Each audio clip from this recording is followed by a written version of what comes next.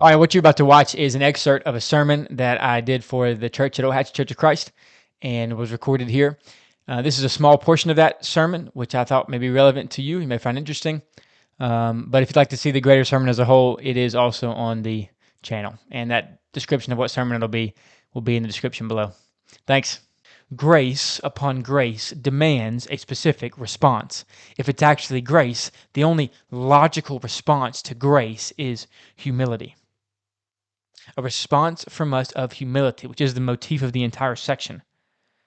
To submit to God, to humble ourselves before the Lord, means to bow entirely to Him salvifically, to realize that salvationally we are entirely dependent upon His grace. That's what it is to humbly bow before the Lord. That's what it is to submit to the Lord and His grace upon grace, to know that we are entirely dependent upon His grace.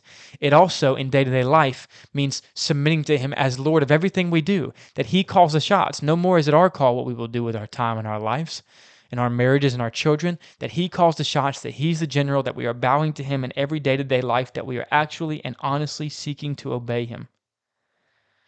I've said before that if you only had one word to describe the task of being a Christian, submit would be a very good one. You submit to God's grace as your salvation. You submit to God every day in your actions in seeking to obey Him. The essence of unbelief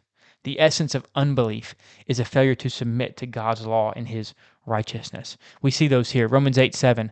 For the mind that's set on the flesh is hostile to God. The reason it's hostile to God is it does not submit to God's law, submit to what God has called it to. Or Romans 10.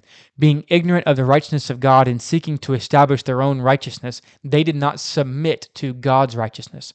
They so badly wanted to be righteous on their own, they did not submit to God's righteousness, allow God to be the one who is righteous instead of themselves.